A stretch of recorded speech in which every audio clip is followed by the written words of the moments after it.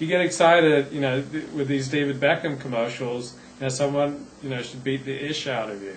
And so he got fired by CNN for that.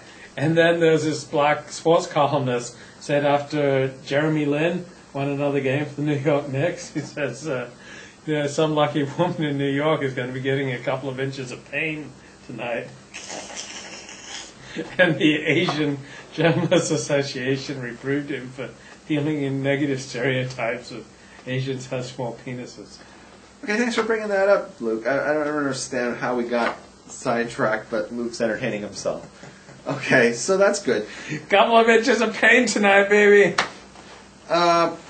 What the hell are we talking? So the point of this is that this is a big issue for the Jews, very important issue, this whole thing that's going down with this Obamacare, right? It has to do with the Catholics, it has to do with birth control. And Judaism isn't against birth control, right? We don't have that problem with it. So this is not like a huge issue to us. And what do we care about the Catholic Church, right? However, it's a precedent, right?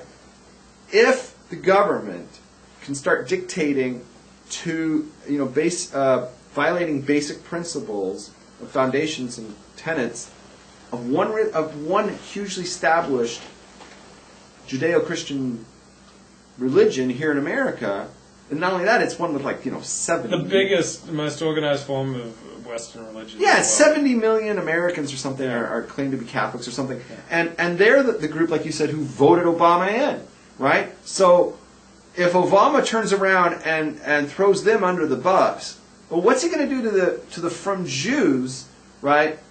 When we never even voted for this guy, what's coming down the line next? There's a famous saying, it's like you don't stand up for, Yeah, if you don't stand up for the Catholics, when they come for the Catholics, when they come for you. What about when they come for you? So this is an issue that every Jew needs to get involved in, and we all need to stand up for our Catholic friends on this, because we're next. That's just very simple. We are next, right? Soon the government could legislate that we have to do Torah talks for free.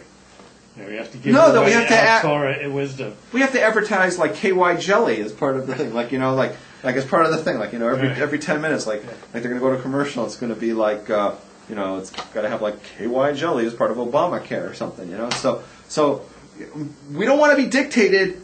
Levi and I certainly don't want to be told what we can and can't say. Levi's proven that, It's Levi, you tell Levi he has to say the same thing 4 weeks in a row. The guy's going to explode. He's going to embarrass everybody, right? Right? Remember the stuff about South America?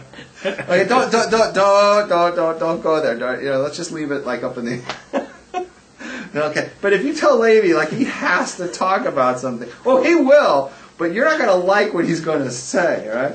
Right. So I was talking about the Ralph's bag I used on your don't even go there. Your product placement is a sturdy Ralph's bag. You never know when you'll need one. Oh God! Yeah, those were the days.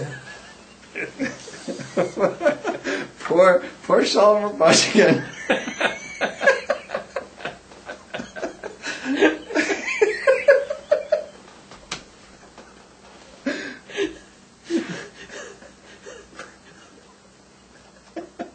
All right, let's move on to the next thing. I'm sure we're going to hear it.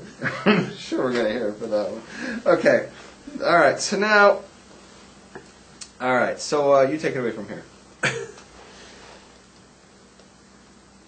Kids, is it fun? You stay off the crack and you stay in the yeshiva. We're not there yet, nah. We're not there yet. We haven't even talked about the Torah force. Where do you think Peyton Manning is going to end up next year? I would waive him. I wouldn't pay him $28 million with that neck. I don't know anything about it. Well, they've got to come out with $28 million or waive him in the next 30 days. Oh, really? Yeah. So I think San Francisco would be a great place if he can play. I can imagine him quarterbacking the 49ers. Oh, well, they got into overtime without him. Exactly. So imagine they have Peyton Manning. I don't know if his chemistry. I don't know if he's good chemistry, because here's a team that was already good without him. You know what I mean? Right. And then he's going to come in. He's going to be like, "Look at me," and everybody's going to be like, "Dude, we almost got there without you." So I don't know if that's good chemistry. That's just my opinion. I think he'd be better served in a place that's like Houston, where they have a great defense, but they have no offense, and they didn't get there. That's just my opinion. Yes, I was talking about glad demand CNN fire Roland Martin for his David Beckham tweet. That was exactly what I was talking about. Like, yeah, that was great. So Roland Martin's a black guy, and like the black guys, they're not really into all this gay stuff. Like, it was the black voters that passed Prop 8 in California, and like blacks aren't as like totally cool with men buggering men as whites tend to be. So this black guy was making fun of, said that any guy got turned on by seeing David Beckham in his underwear, he ought to be smacked around. So Gay Lesbian Alliance said that he was advocating gay bashing, that people go around and beat up gay people. And then all the headlines said, Roland Martin fired for homophobic tweets. Like, there's no such thing as homophobia, folks. There's no phobia. It's just, you may not you may not think that expression of sex is okay. And that doesn't mean you're homophobic. It's just that you stand for traditional sexual expression, such as between a husband and a wife. Right. Yeah, Faith brought up an interesting point. She said the next scene is the government comes in and says there can't be private schools. Yeah.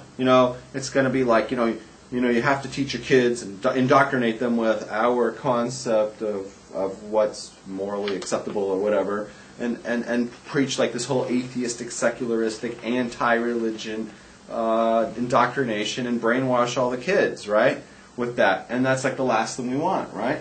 And like the next step is within 100 years they would make religion illegal in this country, right? And no. So this is very important. Everybody needs to stand up and don't even give 1 inch on the religion. Not even 2 inches of Asian pain.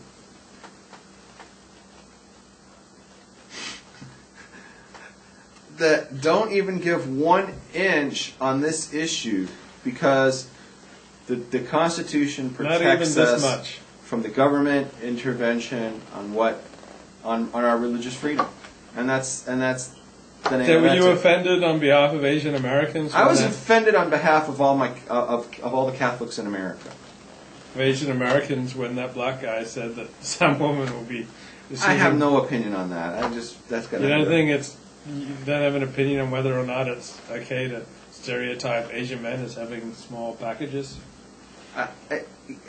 I don't know the story. You obviously have much more time on your hands to read all this. I was busy this weekend following the Whitney Houston story, and you've promised that you're going to sing for us a tribute. We have a special presentation to you tonight in honor of the tragic passing of Whitney Houston. Lady's going to sing one of Whitney Houston's hits. So go ahead, lady. So I found the greatest love of all is here inside of me. You got the worst voice I ever heard. All right, that was god awful. All right, that was god awful. So what did Whitney Houston mean to you, Robs? Who said that? I never really got into her music. No. And then she just became a cracker. I mean, she was just drug abused the last 15 years. Totally threw away her life. Dennis Prager said something wise today. That is rare. 2 types of people enter the entertainment industry. 1 are people who want to entertain, and 2 people whose primary motivation is to get famous. People who primarily want to entertain, they can get into the entertainment industry, work, and they're fine. But people who get into it primarily to become famous, they're unstable. So they can't handle fame. So fame was the drug that really killed Whitney Houston. How does he know what her motivation was? Well, just look at her life. Pretty presumptuous. She was pretty presumptuous.